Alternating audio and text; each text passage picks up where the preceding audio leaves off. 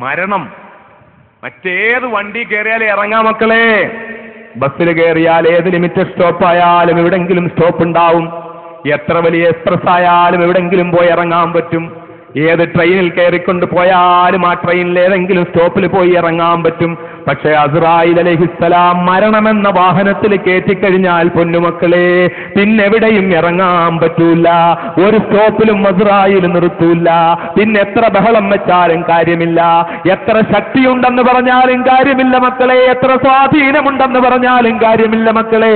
അമേരിക്കയിലെ ഏറ്റവും വലിയ ഹോസ്പിറ്റലിൽ കൊണ്ടുപോയി ചികിത്സിക്കാനുള്ള പണമുണ്ടെന്ന് പറഞ്ഞാലും കാര്യമില്ല മക്കളെ.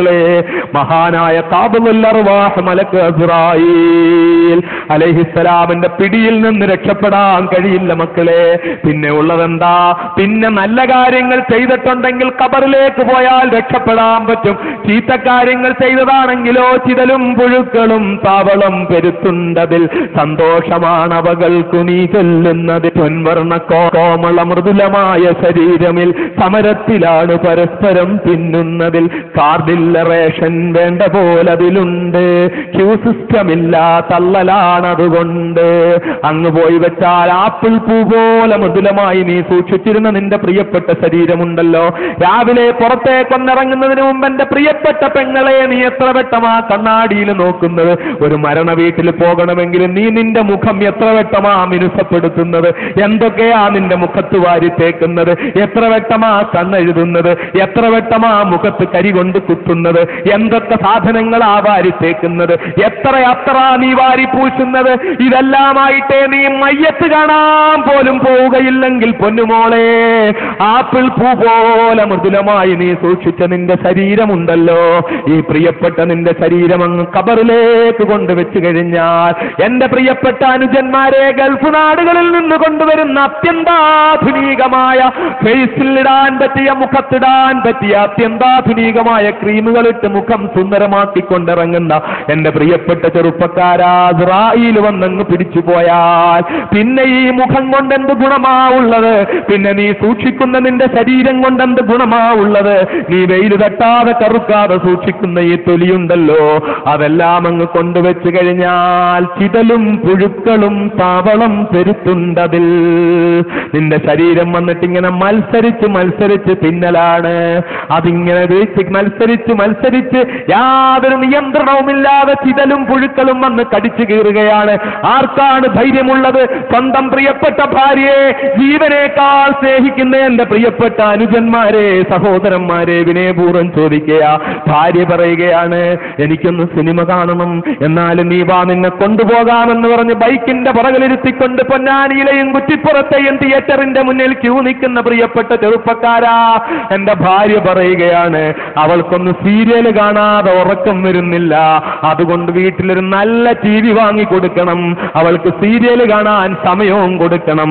അങ്ങനെ ഭാര്യയ്ക്ക് സീരിയൽ കാണാൻ സമയം കൊടുത്ത് സീരിയൽ കണ്ടൊഴുകുന്ന കണ്ണുനീരൊപ്പാൻ കർച്ചീഫും വാങ്ങിക്കൊണ്ട് കൊടുത്ത് തന്റെ പ്രിയപ്പെട്ട ഭാര്യയെ സീരിയലിന്റെ ലോകത്തുകൂടെ വിരാജിപ്പിക്കുന്ന പ്രിയപ്പെട്ട ചെറുപ്പക്കാരാ, നിന്റെ പ്രിയപ്പെട്ട ഈ ഭാര്യ ഉണ്ടല്ലോ, അവൾ ചോദിച്ചതെല്ലാം നീ വാങ്ങിക്കൊണ്ട് കൊടുത്ത്, അവൾ ഇഷ്ടപ്പെട്ട വസ്ത്രങ്ങളെല്ലാം നീ വാങ്ങിക്കൊണ്ട് കൊടുത്ത്, അവൾ ഒരിക്കലും വിശുദ്ധ റമളാനിൽ നിന്നോട് പറഞ്ഞില്ല എനിക്ക് നോമ്പ് പിടിക്കാൻ അവസരം ചെയ്തു തരണമെന്ന് പറഞ്ഞില്ല.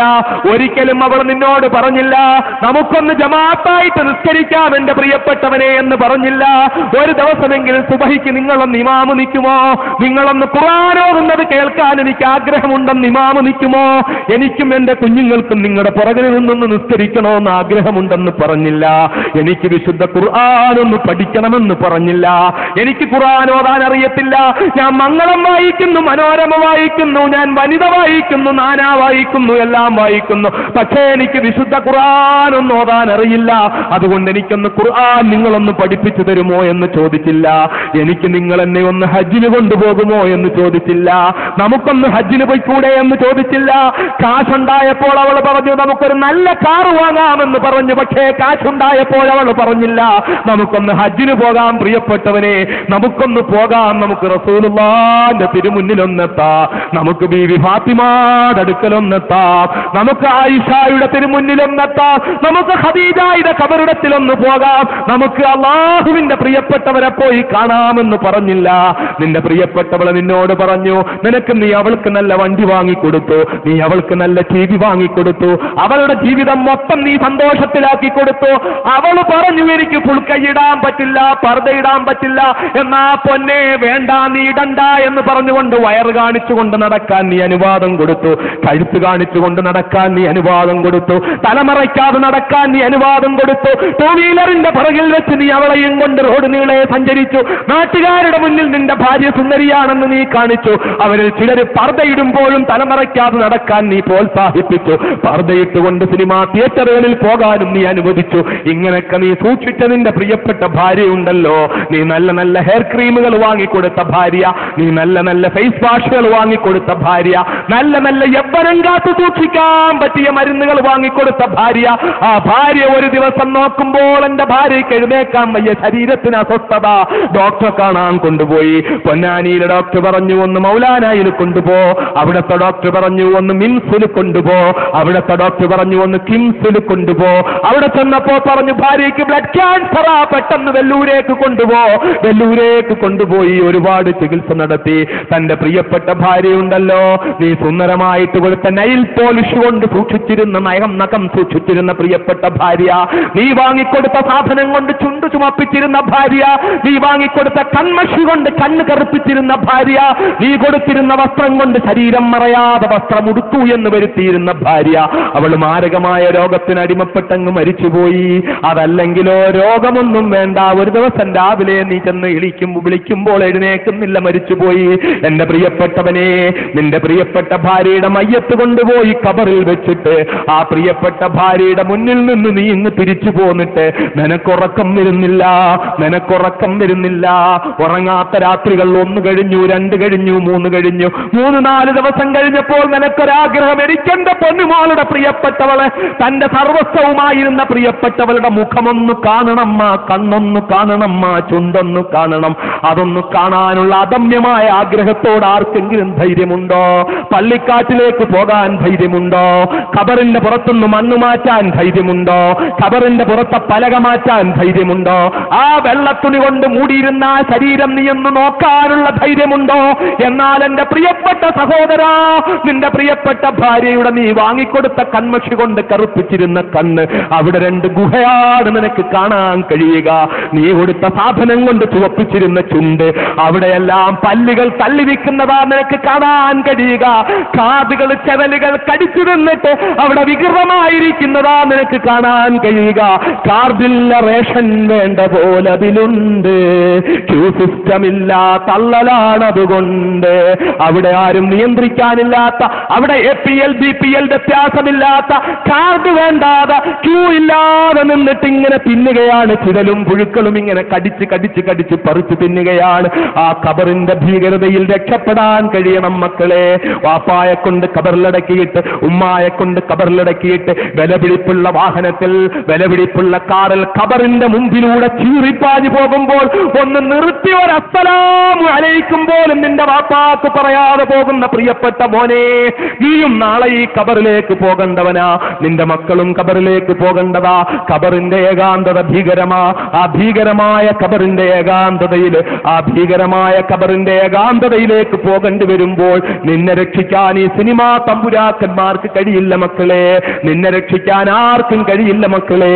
അതുകൊണ്ട് നീ അല്ലാഹുവിലേക്ക് അടുത്തുകൊള്ളുക, നീ ഒരൊറച്ച മുസ്ലിമായി ജീവിച്ചുകൊള്ളുക, 5 നേരം നമസ്കരിക്കുക, വ്യഭിചാരത്തിൽ നകന്നു നിൽക്കുക, മദ്യപാനത്തിൽ നകന്നു നിൽക്കുക, പലിശയിൽ നിന്ന് അകന്നു നിൽക്കുക, മയക്കുമരുന്നിൽ നിന്ന് അകന്നു നിൽക്കുക, പാൻപരാഗിൽ നിന്ന് അകന്നു നിൽക്കുക, തെറ്റായ പ്രവർത്തികളിൽ നിന്ന് അകന്നു നിൽക്കുക, ആവശ്യമില്ലാത്ത കുഴപ്പങ്ങൾക്കും വക്കാണങ്ങൾക്കും പോകാതിരിക്കുക. അള്ളാഹുവിന്റെ ഹബീബിനെ ഇഷ്ടപ്പെടുക, ഹബീബിനെ പ്രേമിക്കുക, ഹബീബിനെ കുറിച്ചുള്ള സ്നേഹം നിനക്ക് ലഹരിയാകട്ടെ മോനെ. അങ്ങനെ ആ റസൂലുള്ളാഹിയോടുള്ള പ്രേമം കൊണ്ട് നിറഞ്ഞ ഹൃദയമാകട്ടെ. അങ്ങനെ റസൂലുള്ളാഹി സ്വല്ലല്ലാഹു അലൈഹി വസല്ലം തങ്ങളെ പ്രേമിക്കുമ്പോൾ, അള്ളാഹുവിനെ പ്രേമിക്കുമ്പോൾ, അജബല്ലിൽ മുഹിബ്ബി കൈഫാ യനാമു വകുല്ലു നൗമിൻ അലൽ മുഹിബ്ബി ഹറാമു. അത്ഭുതമായിരിക്കുന്നു, പ്രേമിക്കുന്നവൻ എങ്ങനെയാണ് ഉറങ്ങാൻ കഴിയുക? ഉറക്കമൊഴി ഉറക്കമൊഴിയുന്നത് എന്തിനു വേണ്ടിയാകരുത്? 2020 കാണാൻ വേണ്ടിയാകരുത്, പരുന്ത് കാണാൻ വേണ്ടിയാകരുത്. ഉറക്കമൊഴിയുന്നത് നീ നിന്റെ പ്രിയപ്പെട്ട എല്ലാവരെയും കൂട്ടിക്കൊണ്ടുപോയി നീ സിനിമാറ്റിക് ഡാൻസ് കാണാൻ വേണ്ടിയാകരുത് ഉറക്കമൊഴിയുന്നത്. ഉറക്കമൊഴിയുന്നത് നീ വൃത്തികെട്ട കാര്യത്തിന് വേണ്ടിയാകരുത്. നീ ഉറക്കമൊഴിയുക. എങ്ങനെ ഉറക്കമൊഴിയുക? ജബ്ബല്ലിൽ മുഹിബ്ബി കൈഫായനാമോ.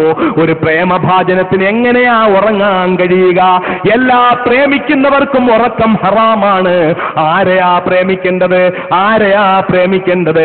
ആകാശത്തിന്റെ ഉടമയായ, ഭൂമിയുടെ ഉടമയായ, ആകാശം മുട്ട ഉയർന്നു നിന്ന് അമ്പിളിയമ്മാമനോട് തൊട്ടുരുമ്മി നിന്നുകൊണ്ട് മുത്തം കൊടുത്തുകൊണ്ടടക്കം പറയുന്ന പർവ്വതങ്ങളുടെ ഉടമയായ, ആ പർവ്വതങ്ങളുടെ അടിവാരത്ത് കൂടി കളകളാരവം മുഴക്കിക്കൊണ്ടൊഴുകുന്ന കൊച്ചു കൊച്ചരുവികളുടെ ഉടമയായ, ആ അരുവികൾ ചെന്ന് പതിക്കുന്ന അലറി വിളിക്കുന്ന സമുദ്രത്തിന്റെ ഉടമയായ, ആ സമുദ്രത്തിന്റെ അടിത്തട്ടിലെ കോടാനുകോടി അത്ഭുതങ്ങളുടെ ഉടമയായ, ഈ ആകാശത്തട്ടിന്റെ അപ്പുറത്തുള്ള എത്രയോ രഹസ്യങ്ങളുടെ സംരക്ഷകനായ മഹാനായ നമ്മുടെ നായകൻ അഷ്റഫുൽ ഖൽഖ് മുഹമ്മദ് മുസ്തഫ സ്വല്ലല്ലാഹു അലൈഹി വസല്ലം തങ്ങൾ നമുക്ക് പരിചയപ്പെടുത്തി തന്ന നമ്മുടെ പടച്ച തമ്പുരാനുണ്ടല്ലോ, ആ അല്ലാഹു റബ്ബുൽ ഇസ്സത്തിനെ പ്രേമിക്കുക. ആ അല്ലാഹുവിനെ നമുക്ക് പരിചയപ്പെടുത്തി തന്ന അഷ്റഫുൽ ഖൽഖിനെയും പ്രേമിക്കുക. അങ്ങനത്തെ പ്രേമികളാവുക, പ്രേമഭാജനങ്ങളാവുക. റസൂലുള്ളാഹി സ്വല്ലല്ലാഹു അലൈഹി വസല്ലം തങ്ങളോട്, അള്ളാഹുവിനോട്, അള്ളാഹുവിന്റെയും പ്രവാചകന്റെയും ഇഷ്ടരാവുക. നമ്മൾ അള്ളാഹുവിനും പ്രവാചകനും നമ്മളോട് ഇഷ്ടമുണ്ടാകുന്ന, നമുക്ക് അള്ളാഹുവിനും പ്രവാചകനോടും ഇഷ്ടമുണ്ടാകുന്ന ആ അവസ്ഥ, അതിനുവേണ്ടി പരിശ്രമിക്കുക. അള്ളാഹുവിനെ തൗഫീഖ് ചെയ്യുമാറാകട്ടെ. മുസ്ലിമായി ജീവിക്കുക, മുസ്ലിമായി മരിക്കുക. അതിനുവേണ്ടി എൻ്റെ പ്രിയപ്പെട്ട സഹോദരന്മാർ പരിശ്രമിക്കുക. ഇവിടെ ഈ പാവപ്പെട്ട പെൺകുട്ടികളുടെ വിവാഹം നടത്തി കൊടുക്കാനും, അതുപോലെ വീടില്ലാത്തവർക്ക് വീട് വെച്ച് കൊടുക്കാനും ഒക്കെ സാധാരണ വയൽ വെക്കുന്നത് പള്ളിക്ക് വലിയ മുനാരം കെട്ടാൻ വേണ്ടിയാണ്, അല്ലെങ്കിൽ വലിയ കോളേജ് കെട്ടാൻ വേണ്ടിയിട്ട് നമ്മളൊക്കെ വയൽ പറയാറുള്ളതാണ്. പക്ഷെ ഇവിടെ ഈ നാട്ടിലെ പട്ടിണിപ്പാവങ്ങളായ സഹോദരങ്ങളെ കണ്ടെത്തി അവരെ നിക്കാഹ് ചെയ്ത് കൊടുക്കാനും വീടില്ലാത്തവർക്ക് വീട് വെച്ച് കൊടുക്കാനും വേണ്ടിയാണ് ഈ സാധു സംരക്ഷണ സമിതി ഇവിടെ ഈ പരിപാടി സംഘടിപ്പിച്ചത്. അതിൻ്റെ കൂടി ഉദ്ദേശത്തിലാണ്. അതിന് നിങ്ങളെല്ലാവരും സഹകരിക്കണം, സഹായിക്കണം. ഞാൻ ഇൻഷാ അല്ലാഹ് ദുആ ചെയ്യാൻ പോവുകയാണ്. اللهم صل على سيدنا محمد وآله وسلم. اللهم صل على سيدنا محمد وآله وسلم.